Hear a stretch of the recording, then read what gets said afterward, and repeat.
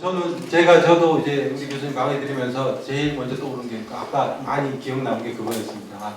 우리 저희 10월에도 저희 어르신이 계시는데 약을 한 5가지 6가지 드시는데 늘 그 약을 드시면서도 불안하시기도 하고 또 그런데 이걸 어떻게 해결해야 될 방법을 잘 모르시더라고요. 그런데 이게 이제 병원 문턱이 아무리 높더라도 좀 적극적으로 하셔서 주치의 찾아가시는 게 제일 좋은 방법이시죠. 네, 그래서 여러분들이 이렇게 또 우리나라의 특징이 그러니까 병원을 여러 군데를 다니시거든요.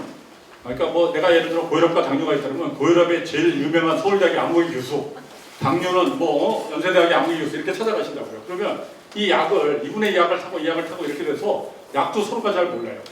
그런데 제가 그래서 그렇게 가시지 말라는 게 아니라 그렇게 가시더라도 동네에는 한 명의 내 주치의가 있는 게 좋습니다. 그래서 이 사람한테 가서 나는 고혈압 때문에 이 약을 탔어, 당뇨 때문에 이 약을 탔어. 그러니까 이 약을 한번 잘 봐주시오. 그래서 이런 부작용이 없는지 겹치는 게 없는지 이런 걸 꼭 확인을 받으셔야 돼요. 동네 주치의도 있고 또 거기에 전문가 선생님들한테도 다니고 이런 게 가장 안전한 방법이에요.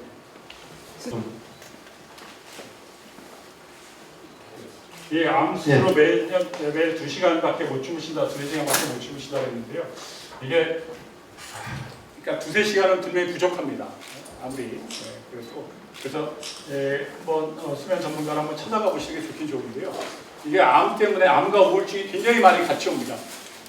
옛날에는 암 때문에 우울증이 생긴다고 생각했는데 최근에는 우울증이 먼저 생기고 암이 생기는 사람도 많더라.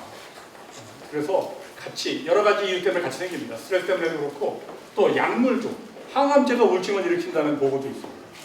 그래서 꼭 가셔서 약 조절도 받으시고 항암제 때문에 그런 경우는 어쩔 수 없이 항암제를 쓰셔야 되는 경우라면 그 항암제를 아침에만 드시고.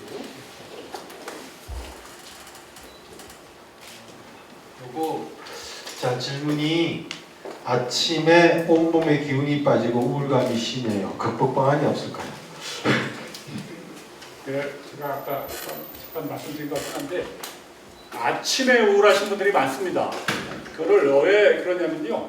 그러니까 우울증에 걸린 분들도 아침에 힘드신 분들이 훨씬 많아요. 왜 그러냐면 이렇게 잘 주무시고 나서 아침이 되었을 적에 잠에서 깨어나서 뇌가 다시 활동을 잘 해야 되는데 뇌가 아직 안 깨어나셔서 계십니다. 이런 분들은 오후 서너 시간 되면 괜찮다는 분들이 많습니다. 제가 최근에 치료하는 한 80몇 세 되신 남자분도 그분은 저녁 때만 되면 자기 멀쩡한데 아침이 너무 괴로웠다고 하십니다. 그래서 이런 분들은 물론 우울증까지 왔으면 치료를 받으셔야 되겠지만 그렇지 않고 스스로 하는 방법은 아침에 일어나자마자 바로 밖으로 나가셔야 돼요. 햇볕 쬐시고 운동을 하시고 옛날에 왜 우리 어르신들 중에 아침마다 냉수 마찰 하시는 분들 계셨잖아요. 그게 깨어나려고 뇌를 깨우려고 하시고 몸을 깨우려는 게 아니라 뇌를 깨우려고 하시거든요. 그런 것처럼 아침에 빨리 움직이셔야지 이 기분이 이런 게 좋아질 수 있습니다. 자, 신경안정제를 계속 먹고 주무시는데 계속 먹어도 되느냐? 아까 약이 뭐라고 그러셨어요? 않았어요. 네. 얼마나 드셨습니까? 신경안정제 먹은 지가 한 10년 거의 다 됐어요. 네. 일단 자락스는 안전한 약입니다. 드셔도 되는 거고요. 네, 첫째는요. 그런데 고형약하고 같이 타와요. 그런데 네. 이것도 끊을 수 있는 약입니다. 근데 많은 분들이 약을 끊는 방법을 잘 모르시고 하루아침에 끊으려면 절대 못 끊으세요. 10년을 드셨는데 오늘서부터 드시지 마세요. 그럼 당장 잠이 안 오고 힘들어져요. 당장 못 자요. 그래서 그 용량이 얼마나 되시는지 모르겠는데 서서히 0.25ml, 0.25짜리를 드시면요. 언젠가 정말 잘 주무시고 좋으실 적에 반을 한번 잘라보세요. 아니 반을 지금 현재 잘라서 먹고 있어요. 처음에는 그냥 먹다가 0.25에 반을 드시는 거예요? 선생님인지 반을 잘라서 먹으라고. 그러면 다 줄이신 거예요. 그러면 그 다음서부터는 약물 휴일이라는 걸 하는 거예요. 왜냐면 일주일에 토요일 날 한 번씩 안 드시는 거예요. 그렇게 해보라고요? 그래서 뇌로 적응을 시켜줘야 돼요. 지금은 자락스 단알로 주무신다기보다는요. 그거에 습관이 들으신 것 뿐이에요.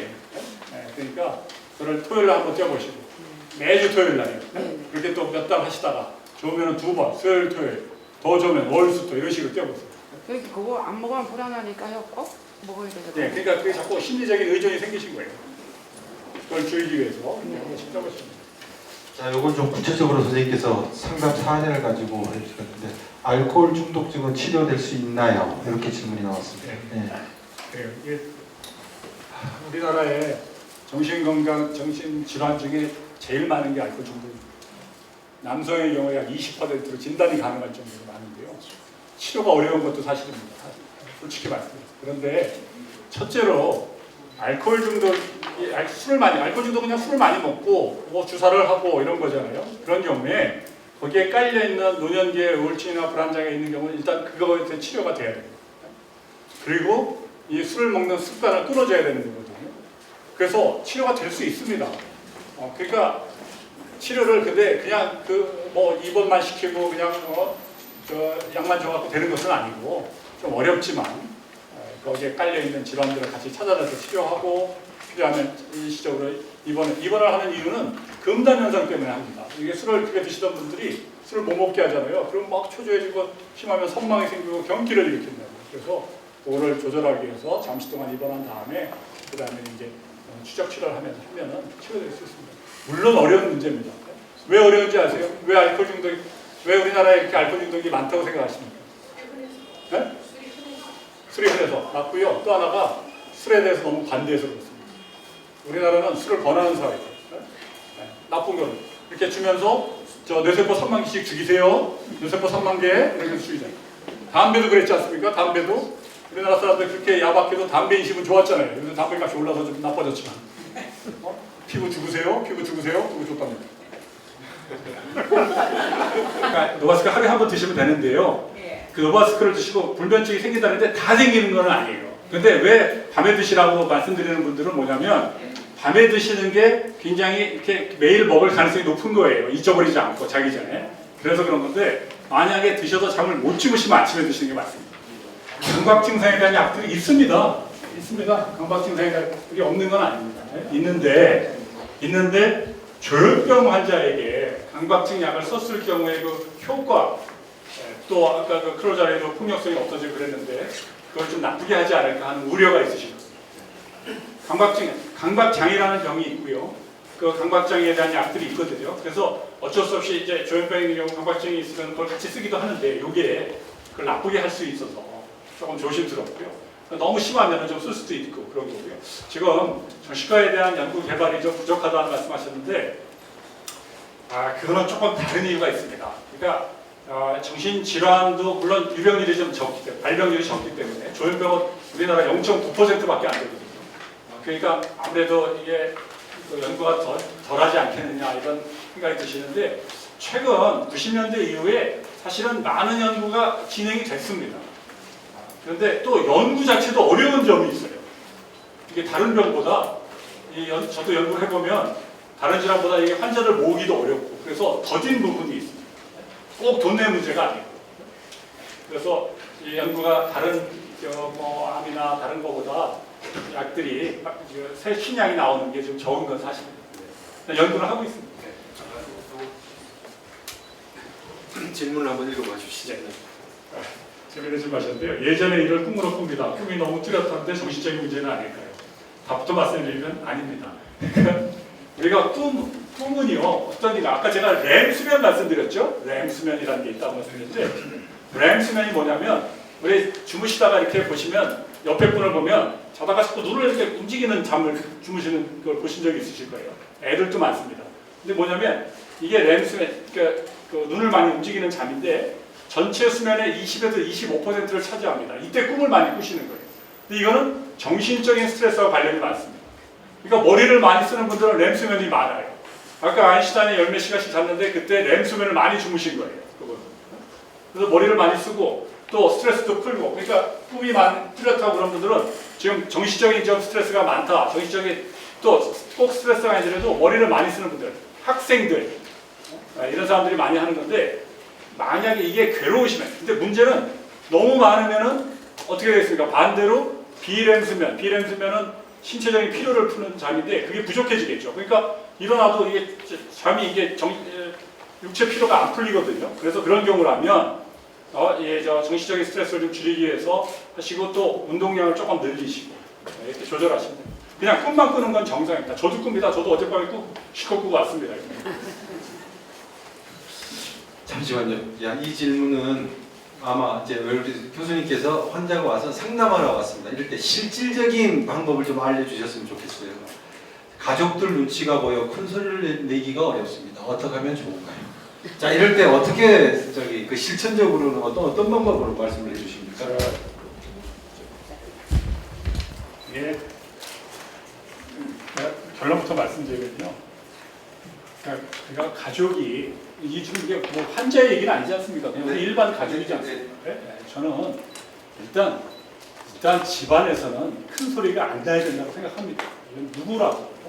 난 아버지니까 난 큰 소리 내고, 너 자식이니까 넌 내 소리 무조건 작은 소리로 하고, 넌 여자니까 소리를 작게 하고, 남자니까 큰 소리 내야 된다. 이거는 아니라고 보고요. 많은 불안장애나 우울장애 있는 분들이요, 저희 병원에 오셔서 저하고 이렇게 진료를 하고 있는데, 밖에서 풍소리가 나오면 다른 사람이 요만큼 놀래니까 이렇게 놀래요. 그래서 물어보죠. 그러면 제가 어렸을 적에 아버지가 저한테 하도 소리를 지르고, 그래가지고 이 신경 중에 편도라는 게 있거든요. 편도라는 게 뭐냐면 우리가 이렇게 평화롭게 강의를 하고 있는데 누가 저기가 들어왔다. 그러면은 제일 먼저 놀라는 부위예요. 불안해지죠. 공포의 중추입니다. 그게 너무 과민해져요. 그러니까 큰 소리를 소음에 노출된 사람들은 그게 과민해져가지고 나중에 불안장애가 잘 옵니다. 그러니까 집에서 제가 아까 우리 가족들, 내 사랑스러운 아내, 사랑스러운 아들, 딸, 남편한테 큰 소리를 왜 냅니까? 눈치를 봐서가 아니고요. 내가 정말 그 사람들 소중한 사람들이니까 큰 소리를 안 내시는 게 더 낫다고 생각합니다. 어려워서 안 내시는 게 아니고. 물론 답답할 때가 있죠. 자식 새끼 말도 안 듣고 마누라 그러면은 큰 소리 지르고 싶지만 저 큰 소리로 해가지고요 절대로 문제 해결되지 않습니다. 여러분 큰 소리 내서 애들 말 듣던가요? 때려갖고 말 듣습니까? 큰 소리로 해결되지 않습니다. 오히려 조근조근하게 얘기해야지 더 설득력이 있고 내 진심이 느껴져서 해결되지 큰 소리로는 오히려 해결되지 않습니다. 분노 조절 장애라는 게 있습니다, 여러분. 분노 조절 장애. 그게 뭐냐면 화를 확 내가지고 분노 조절 장애를 잘 걸린 사람들이 어떤 사람들이냐 봤더니 그 사람들이 자기가 이 세상을 말로는 해결할 수 없다고 생각하는 사람들이에요. 그래서 화를 내고 주먹질을 해가지고 해결하겠다는 사람들이 분노 조절 장애. 그러니까 어느 분이 쓰셨는지 모르지만 작은 소리 오히려 그게 더 설득력이 있고요. 그래서 더 화합하시고 이런 게 좋을 것 같습니다. 배우증 이런 건데요. 근데 그것도 뭐 넓은 의미로 보면 수면장애라고 할 수 있고 아까 말씀드린 렘 수면이 너무 많은 거고요. 그래서 그 렘 수면을 줄이는 약으로 그걸 좀 조절할 수도 있습니다. 근데 뭐 대개는 어떤 정신적인 스트레스가 많으셨던 분들 과거에 좀 충격적인 거, 저 전쟁 참여했던 분들 그런 분들한테 많아요. 충속을 들어온다. 이런 조절해가지고 할 수 있는 약이 있어요? 이 약이 있습니다. 줄일 수 있는 약이 있습니다. 그런데 정신과에서 한번 치료를 받아봤는데 조금 먹을 때는 조금 괜찮았어요. 그런데 좀 이제 괜찮다고 놔두는데 또 조금 있으니까 또 오르는 거예요. 그게 보통 거 하는 게 아니라 막 소리가 온 집안이 떠나가도록 소리를 크게 질러요. 그분한테는 그게 굉장히 외상후, 정신적인 외상후 남아있어서 아니 그러면은 잠들면은 그냥 나는 잠을 못 드는데 옆에서는 잠을 자요 또. 그래 놓고는. 그런 분들은 잠이 드는 건 문제가 없으세요. 괜찮아요. 잠이 드는 데는 지장이 없으신데 아까 렘 수면에 빠졌었죠. 렘 수면이 잠들고 나서 한 90분 지나야지 생기거든요. 그때 이제 그런 꿈을 꾸시면서 소리를 지르고 현실과 혼동을 하십니다. 그런데 사람이 얼마나 상하겠어요. 옆에서 그렇죠. 보는데 그걸 치료를 해야 되는데 깊은 잠도 안 되고 피곤하시고. 그럼 어디로 가야 하는데 정신과에서 집안이 다니다 안 돼가지고 지금 안 다니고 있거든요. 그 수면 장애만 또 전문으로 아주 잘 보시는 분들도 계시거든요. 예, 수면 장애 전문가. 그런데 그런데 가서 수면 장애 전문가한테 한번 가시면. 본인은 괜찮다고 자꾸 그러고 있거든요. 근데 사실 큰 문제는 아니니까요. 뭐 밖에 생활에 지장이 있는 건 아니니까 본인은 그러실 거예요. 자, 제가 그냥 질문 그냥 하나 드리겠습니다. 아마 이런 질문 궁금하신 분들이 있을 텐데 이제 밤에 잠을 못 주무시니까 이제 소위 말하는 우리 그냥 일반적인 용어로 수면제, 잠 잘 오게 하는 약을 이렇게 드시는 분들이 많은데 그 약은 계속 그냥 진짜 몇 년 이거 먹어도 됩니까? 제가 그 수면제에 대한 오해를 꼭 좀 말씀드리고 싶어요. 일반적인 그러니까 잠을 들기 위해서 먹는 약을 다 통틀어서 수면제라고 부르는 겁니다. 아까 자납스 드신다는 분도 계셨고 또 여러분 그거 많이 들어보시죠? 스틸록스, 졸피뎀 이런 얘기 많이 들어보셨어요. 그런데 전체적으로. 그런데 그 중에는 그런 수면제 중에는 어떤 거는 항 우울제도 있어요. 제가 좀 아까 램 수면을 줄여드린 거는 항 우울제 중에 램 수면을 줄여드린 게 있어요. 자낙스는 항 불안제 중에 수면제로 쓰는 겁니다. 스틸록스는 수면 유도제로 쓰는 거예요. 그래서 이게 조금씩 사람마다 다르게 쓰여져야 됩니다. 수면 유도제 같은 경우에는 보통은 단기간 몇 주만을 쓰는 거를 원칙으로 합니다. 수면 유도제. 그러니까 예를 들어 저희가 외국 갔다 왔어요. 시차가 안 맞습니다. 그래서 먹어야 되는 경우. 시차가 너무 괴로우니까 회사도 가야 되고 일도 해야 되는데 그럴 적에 일시적으로 쓰는 게 수면 유도제. 그거는 대개 몇 주만 쓰고 끊으셔야 돼요. 항 우울제를 쓰는 경우는 몇 개월을 써야 될 경우가 있습니다. 6개월, 1년. 항 불안제도 몇 달 이상 쓰고 몇 년 쓸 수가 있습니다. 그래서 다 수면제라고 다 같은 수면제가 아니다. 이걸 알고 계셔야 되고 그런 종류에 따라서 그리고 이 수면 유도제 같은 경우는 특히 연세 드신 분들은 조심해야 되는 게 이 약을 드시고 제가 한번 그 한국보건의료원에서 조사를 한 적이 있는데 이 약을 드시고 그 다음날 낙상이나 또 아니면 이렇게 가벼운 선망 증세를 호소하시는 분들이 많아요. 수면 유도제이고 항우울제, 항불안제는 거의 없습니다. 그러니까 수면 유도제는 단기간 최소한의 용량을 단기간 쓰시는 걸 원칙으로 하세요. 제가 원칙만 말씀드리면 좋은 건 아닙니다. 아까 제가 말씀했죠. 방에서는 잠만 주무셔요. TV나 라디오나 뭐도 아무것도 안 하셔요. 지금 그런데 어떤 분들 아까 TV를 켜면 더 잠이 잘 온다. 라디오를 들으면 잠이 잘 온다. 이런 분들도 계시거든요. 그거는 오랜 습관을 그렇게 만드신 거예요. 결론부터 말씀드리면 잠은 몸과 마음이 충분히 늘어져야지 잠을 자는 겁니다. 우리 잠든 사람 보면 막 다 늘어져 있잖아요. 뭐 떠가도 모를 정도. 그런데 그런 상태가 지금 안 된 상태로 들어가신 거거든요. 그러니까 지금 말씀하신 분은 라디오를 들으면서 나를 그런 상태를 만들고 계신 거예요. 거기서. 조용한 음악을 들으시면서. 그거를 밖에서 하셔야 돼요. 밖에서. 이게 그렇게 해서 잠은 드실 수 있는데 아까 말씀드린 것처럼 소리가 남아있는 이상 잠이 깊어질 수가 없습니다. 소음이 있습니다. 그래서 너무 일찍 들어가지 마시고요. 여러분들 잘못된 또 오해 중에 하나가 뭐냐면 아까 잠깐 말씀드린 것 중에 꼭 자야지만 내가 피로가 풀린다. 아닙니다. 잘 쉬어주셔도 피로가 풀려요. 그런데 잠자리에 들어가고 잠을 못 자면서 멀뚱멀뚱 있으면서 잘 쉬어지지가 않습니다. 뭐 잠자리에 넣어가지고 뭐 양도 세고 뭐도 하고 왜 잠은 안 오지? 그러고 쉬어지지가 않아요. 차라리 나오셔가지고 잠자리에서 나오셔서 10분 기다려서 10분이라고 책에 되어 있지만 잠이 안 들 것 같으면요 그 전에라도 나오셔야 돼요. 그래서 나와서 쉬어지셔서 몸과 마음이 좀 늘어진 상태로 들어가셔야 돼요. 그래서 어떤 분들은 늦게 자고 늦게 일어나는 게 더 맞는 분들도 있는 겁니다. 아직 활동이 많지 않은 분들, 낮잠도 주무신 분들은 늦게 자고 늦게 일어나는 게 더 그분의 건강에 좋으실 수도 있어요. 꼭 자야 된다는 강박에서 벗어나셔야 됩니다. 아까 에디슨 3시간 자고 엄청 위대한 과학자가 발명가가 되지 않았습니까? 그러니까 많이 주무셔야 된다는 강박에서 벗어나셔야 돼요. 병에 걸린 것 같다. 여기저기 아플까봐 불안하다. 그러니까 연세가 드시면서 병에 대한 그러니까 건강염려증이 누구라도 오실 수 있어요.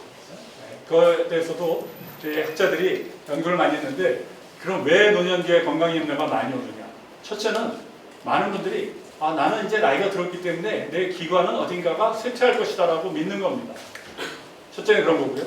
또 그런데 아까 제가 말씀드렸지만 그렇지 않습니다.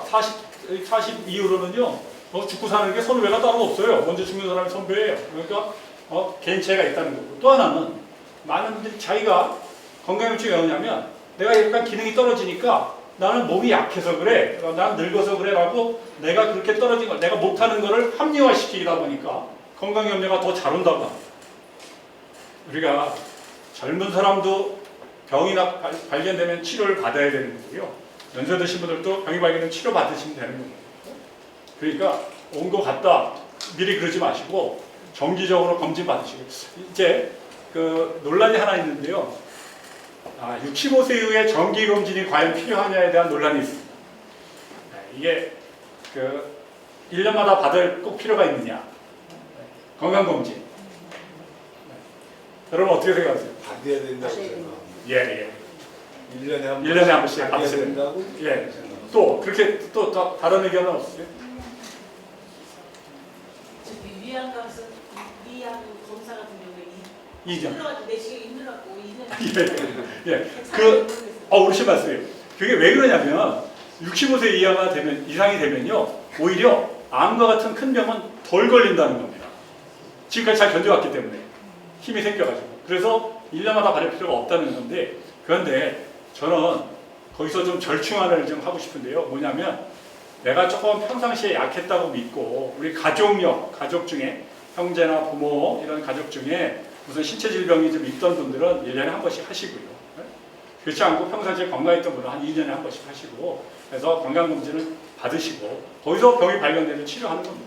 평상시에 건강염증 있는 분들은요 그 아시죠? 닥터 쇼핑, 병원 쇼핑 여기 가서 검사받고 여기서 괜찮다면 또 여기 가고 그러느라 맨날 병원 가서 사시고 검사하느라 피 뽑고 힘들어 죽겠다고요. 맨날 금식해야 되고 그러니까 1년에 한 번 아니면 2년에 한 번 정해놓고 검사 받으시고 병이 나오면 치료 받으시고 네, 그렇게 해야지 미리미리 걱정하시는 거 이거 똑같습니다. 이거 아플까봐 불안하다 내가 죽을까봐 불안하다고 똑같은 거예요. 네?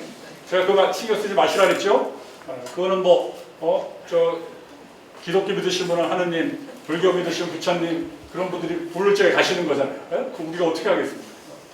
이게 아까 얘기한 대로 수면 내시경할 적에 쓰는 게 수면 유도제를 쓰는 겁니다.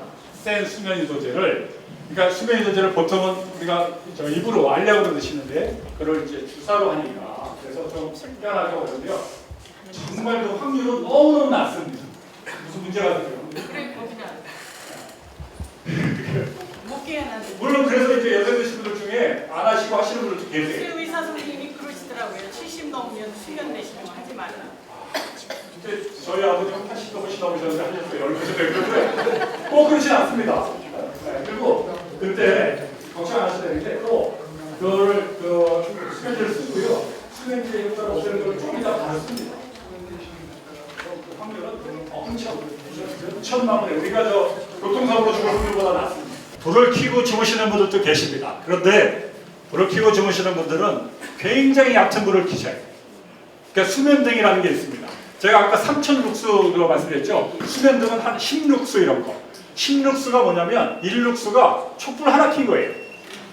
그러니까 촛불 몇 개 킨 정도. 이 정도는 방해가 안 되시는데 그러니까 연세 드신 분들 중에 수면등이 필요한 분들도 계세요. 왜냐하면 중간에 화장실도 가야 되고 그리고 가끔 선망이 있으신 분들이 있는데 깜깜밤에 일어날 수가 너무 깜깜하면 선망이 생길 수가 있거든요. 그래서 얕은 수면등. 그래서 그거는 굉장히 얕게. 이게 저 형광등이 아니고요. 아주 스탠드 바닥으로 이런 것만 키시면 됩니다. 그리고 또 한 가지요. 술을 마시면은 막 심장이 쿵 들릴 정도로 뛰거든요. 근데 건강진단을 받으면 술 먹으라고 그래요. 의사 선생님이요. 왜요? 하루에 한 잔 정도를 마시라고 그래요.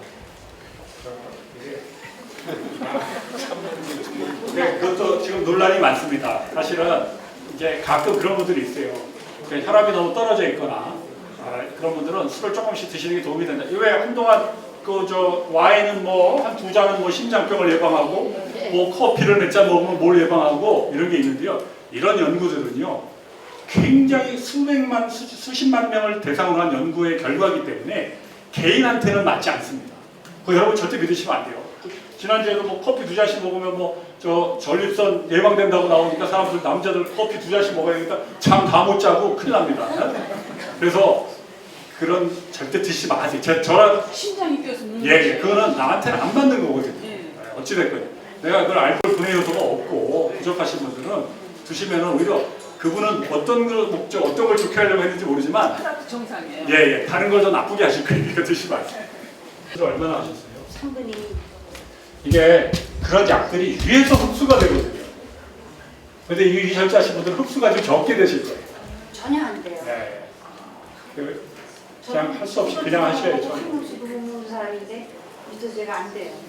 그래서 그냥 견딜만 하더라고요. 그리고요, 내시경도 그냥도 하십니다. 하시면 하세요. 요새는 내시경 그들이 굉장히 얇아지고 편해져가지고 그냥 하시면 참을 수 있어요.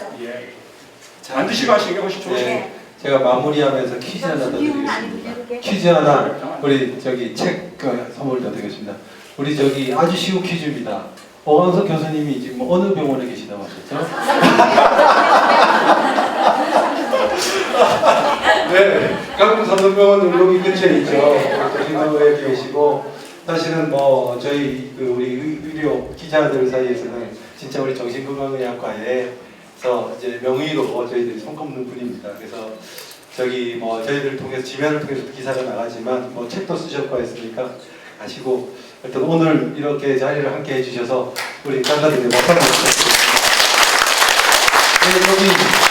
여기 이렇게 오늘 강의를 이렇게 마치고요. 저희들이 그 매달 한 번씩 진행하려고 합니다. 아직 뭐 완전히 확정되지 않았습니다만, 그래서 저희들이 이걸 진행할 때 뭐 장소 문제나 이렇게 진행 상황의 문제나 이런 부분들에 대해서 또 우리 오신 분들의 의견이 있으시면 이거 좀 작성해 주시고 간단하게 체크만 해주시면 됩니다. 그리고 또 가져가시면 연락을 드리고 그렇게 하겠습니다. 오늘 이렇게 와주셔서 감사드립니다. 네.